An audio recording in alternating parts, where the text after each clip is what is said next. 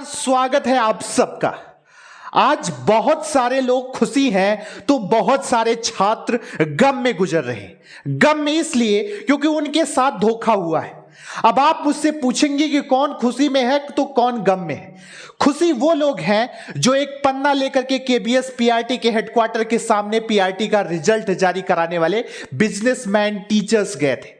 खुशी वो सरकारें हैं जो इस भर्ती को दिखा करके कि हमने इतनी बड़ी वैकेंसी की, इसमें इनको परीक्षाएं दिलाई और इतने लाख छात्र उसमें पास हुए, वो लोग खुशी हैं कि उनको वोट मांगने का एक और भी फार्मूला प्राप्त हो जाएगा। लेकिन दुखी कौन है? दुखी है वो आम जनता, वो आम बीएड का छात्र जिसके साथ धोखा हुआ, छलावा हुआ, और ये सारे के सारे इस मुद्दे पर चुप है। मैं ये क्यों कह रहा हूं कि बीएड के छात्रों के साथ केबीएस पीआरटी और बिहार शिक्षक भर्ती में धोखा हुआ है, और 21 तारीख को यानी कल सुबह 11 बजे से किस महायज्ञ की तरफ हम आगे बढ़ने जा रहे हैं और उसमें एक आहुति आपकी हमें क्यों आवश्यकता है, उस पर भी पॉइंट टू पॉइंट चर्चा करें। उससे पहले नमस्कार, मेरा नाम है पाठक सत्यम और स्वागत है आप सबका आपके अपने यूट्यूब चैनल पाठक सत्यम पर। सबसे पहले तो बहुत बहुत धन्यवाद आप सबका। मेरे अस्वस्थता की वजह से आप लोगों के हजारों संदेश प्राप्त हुए कि सर आप कहां पर हैं, कब आएंगे। तो आप सबका बहुत बहुत धन्यवाद कि आप सबने इतना प्यार और सपोर्ट दिया। लेकिन आज मुद्दा जो है वो एकदम इतर है। परिस्थितियां बिल्कुल विपरीत हैं। एक तरफ सरकारें सिर्फ और सिर्फ ये कि वोट बैंक को ये दिखाने के लिए कि हमारे ने इतनी बड़ी वैकेंसी को कराया, हमने इतनी बड़ी शिक्षक भर्ती को कराया, लेकिन धोखा किसके साथ किया? बीएड स्टूडेंट के साथ किया। केबीएस पीआरटी ने, जिसने 2018 में एनसीटी को पत्र लिखा था कि बीएड को सम्मिलित किया जाए, आज वह बिना बीएड के प्राथमिक शिक्षक भर्ती का रिजल्ट जारी करा रही है। और सबसे दुखद विषय है कि सरकारें चुप हैं और वो सारे बिजनेसमैन टीचर्स भी इस मुद्दे पर चुप हैं। वो खुशी इस बात को लेकर के हैं कि अब उनको एक चेहरा मिल जाएगा केबीएस पीआरटी के उन बच्चों का इंटरव्यू दिखाने का कि देखिए हमारी कोचिंग संस्थानों को देख करके कैसे इन बच्चों ने टॉप किया, इतने अच्छे नंबर लाए और बहुत अच्छा योगदान हमारी कोचिंग से रहा और उनका बिजनेस ग्रो करेगा। लेकिन उन छात्रों की बात कोई नहीं कर रहा जो सिस्टम की वजह से, धोखाधड़ी की वजह से, सरकारों की वजह से आज सड़क पर हैं और उनकी कोई नहीं सुनने वाला है।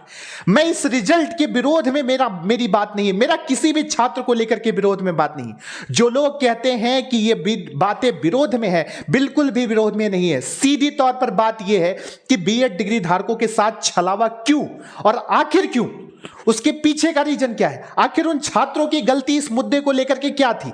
अब मैं आपको थोड़ा सा समझाने की कोशिश करता हूं और 21 तारीख को यानी कल सुबह 11 बजे से मैं आप सबसे अभियान में योगदान की आवश्यकता और अपील क्यों कर रहा हूं वो समझने की कोशिश करिए। उससे पहले आज मैं बड़ा विचलित हुआ।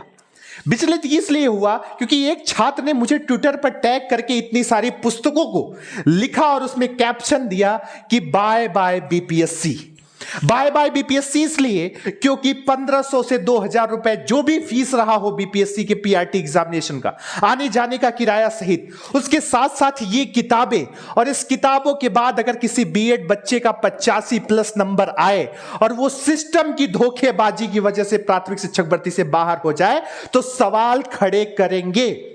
हमें पता है कि आज ऑनलाइन कोचिंग संस्थान अपनी नैतिकता को भूल गए हैं क्योंकि उनको सिर्फ और सिर्फ एक ही चीज दिख रहा है कि बिजनेस को हमें आगे बढ़ाना है, लेकिन वो उन छात्रों की पीड़ा को नहीं समझ रहे हैं। आज सक्सेस स्टोरी आकर के बता रहे हैं कि हमारे बच्चे ने टॉप किया, लेकिन उनकी छात्रों के, बीएड के छात्रों की बात कोई क्यों नहीं कर रहा जिसके बीपीएससी में 85+ नंबर थे। और विश्वास मानिएगा वो छात्र मुझे कॉल करके रो रहे हैं इस बात को लेकर के कि सर सिस्टम की गलतियों की वजह से हमें क्यों बाहर किया गया।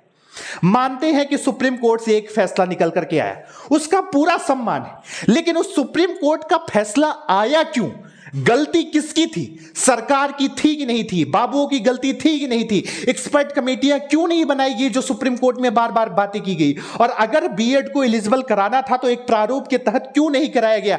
ये गलतियों पर सवाल सुप्रीम कोर्ट के फैसले के आ जाने से छिप नहीं जाते।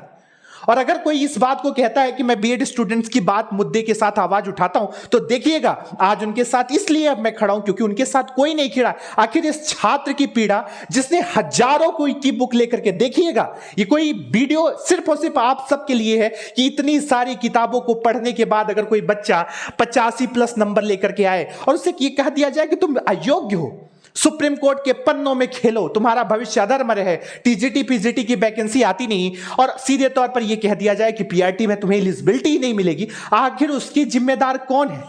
जब से वेबसाइट पर यह चीजें आने लगी ना कि केंद्रीय विद्यालय संगठन का रिजल्ट जारी हुआ, तो कुछ कोचिंग संस्थाएं बहुत ज्यादा खुशी हैं इस बात को लेकर के कि अब हमें सक्सेस स्टोरी दिखाने को मिलेगी, हमारे बैचेज और बिकेंगे।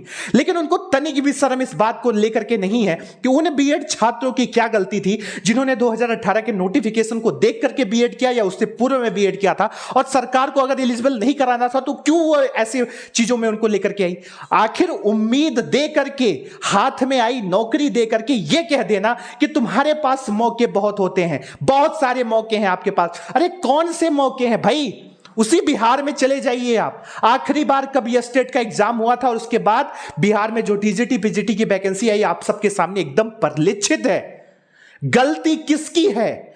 आखिर उन छात्रों की गलती किसमें क्या थी जिन्होंने उस नोटिफिकेशन को देख करके किया? और अगर बिहार सरकार इतनी ही अपने आप को मजबूत मानती है और कहती है कि हम सारी चीजों के साथ खड़े हैं, तो यह बताइए कि जब सुप्रीम कोर्ट का फैसला आ गया था तो उन छात्रों को परेशान और परीक्षा क्यों दिलाया गया? उनके फॉर्म फीस को लौटाने की जिम्मेदारी किसकी बनती है? और यही चीज केबीएस पीआरटी से भी कि भाई आपने नोटिफिकेशन की डिमांड की थी और आज आप बीएड को सीधे तौर पर बाहर कर रहे हो। क्या नए नोटिफिकेशन के जरिए बीएड को शामिल नहीं कराया जा सकता? पहली चीज। और इसीलिए ध्यान दीजिएगा कि कल आप सबको अपनी आवाज को सोशल मीडिया के सामने, पूरे देश के सामने रखना है। कोई आपकी आवाज नहीं उठाने आएगा, लेकिन आप अपना विरोध प्रदर्शन खुद सोशल मीडिया पर उठा सकते हो।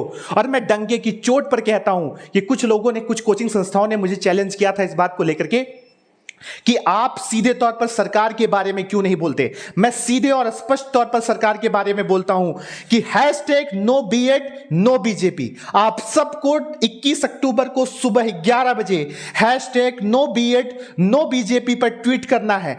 अपनी ताकत का सही इस्तेमाल करना सीखो मेरे बीएड के छात्रों। और ये किसी बीएड वर्सेस बीटीसी की बात नहीं है।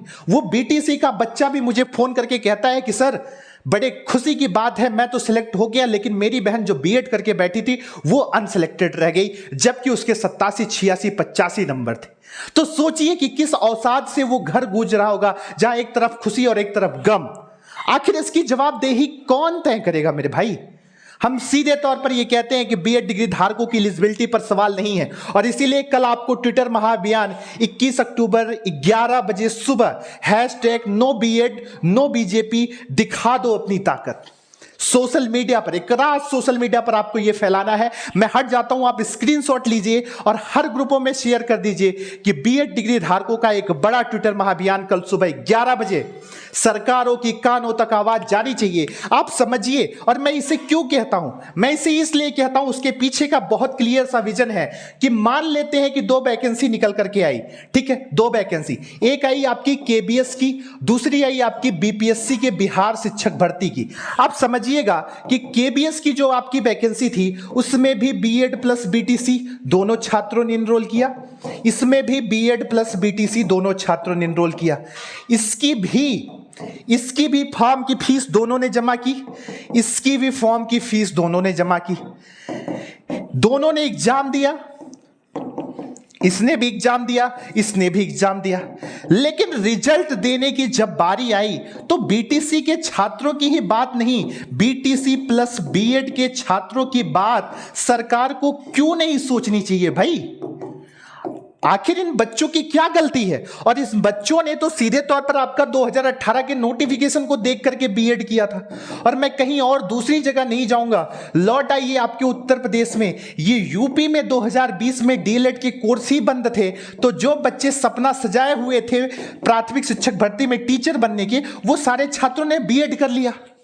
अब इसमें गलती सरकार की थी या किसका था? इसका जवाब दे कौन बनेगा भाई? इसीलिए मैं आप सबसे निवेदन करना चाहता हूं कि कल सुबह आपको hashtag no BEd no BJP पर ट्वीट करना है। दिखा दीजिए अपनी ताकत। बहुत मुश्किल से यूनाइट होकर के छात्र इस चीजों पर चर्चा करने की कोशिश करते हैं और उसी के साथ हम कल सुबह 11 बजे इस चीज को लेकर के आएंगे। बाकी की रणनीतियों के बारे में भी हम चर्चा कर ही लेंगे, लेकिन अभी फिलहाल की स्थितियों में यह है कि कल ट्विटर अभियान पर 21 अक्टूबर सुबह 11 बजे hashtag no BEd no BJP पर आप सबको ट्वीट करना है और आप सबको अधिक से अधिक लोगों तक ये चीजें फैलानी है। मेरा नाम है पाठक सत्यम। कल 11 बजे आप सबसे ट्विटर पर मिलते हैं। तब तक के लिए मुझे दीजिए इजाजत। बाकी आगे की रणनीतियों के लिए जल्दी जो भी आप कहेंगे उस आधार पर निर्णय लिए जाएंगे। नमस्कार, जय हिंद, जय भारत।